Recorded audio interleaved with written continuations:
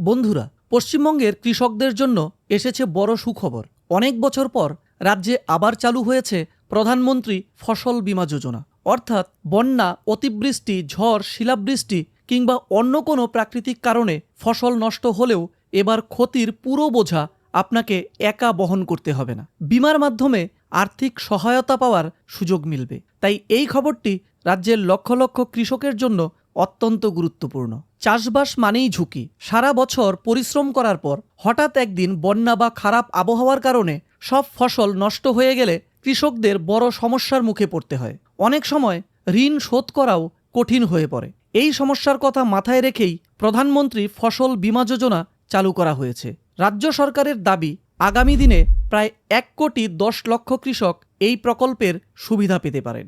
এবার প্রশ্ন হলো, কারা এই প্রকল্পের সুবিধা পাবেন? শুধু জমির মালিক নন, ভাগ চাষি এবং লিজ নিয়ে চাষ করা কৃষকরাও এই বীমার আওতায় আসতে পারবেন। আর সবচেয়ে বড় কথা হলো, বীমার পুরো প্রিমিয়াম কৃষককে দিতে হবে না।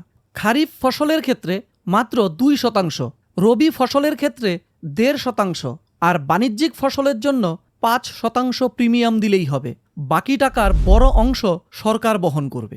এখন প্রশ্ন, আবেদন কিভাবে করবেন? অনলাইনে PMFBY পোর্টালের মাধ্যমে আবেদন করা যায়। আমি এই পোর্টালের স্ক্রিনশট স্ক্রিনে দিয়েছি। এছাড়াও কাছের ব্যাংক বা CSC কেন্দ্রে গিয়েও আবেদন করা সম্ভব। আবেদন করার সময় আধার কার্ড, ব্যাংক অ্যাকাউন্টের তথ্য, মোবাইল নম্বর এবং জমির নথি বা প্রয়োজনীয় কাগজপত্র লাগতে পারে। তাই আগে থেকেই সব নথি প্রস্তুত রাখা ভালো। তবে এখানে একটা গুরুত্বপূর্ণ বিষয় মনে রাখতে হবে। যদি কোনো কারণে ফসলের ক্ষতি হয়, তাহলে কিন্তু 72 ঘন্টার মধ্যেই সংশ্লিষ্ট কর্তৃপক্ষকে সেই খবর জানাতে হবে। অনেকেই এই নিয়মটি জানেন না, ফলে পরে ক্ষতিপূরণ পেতে সমস্যায় পড়েন। তাই সময় মতো রিপোর্ট করা খুব জরুরি। সব মিলিয়ে প্রধানমন্ত্রী ফসল বীমা যোজনা পশ্চিমবঙ্গের কৃষকদের জন্য বড় স্বস্তির খবর। আপনার বাড়িতে বা পরিচিতদের মধ্যে কেউ যদি চাষের সঙ্গে যুক্ত থাকেন, তাহলে এই তথ্যটি অবশ্যই তাদের সঙ্গে ভাগ করে নিন। আর এমন গুরুত্বপূর্ণ সরকারি প্রকল্প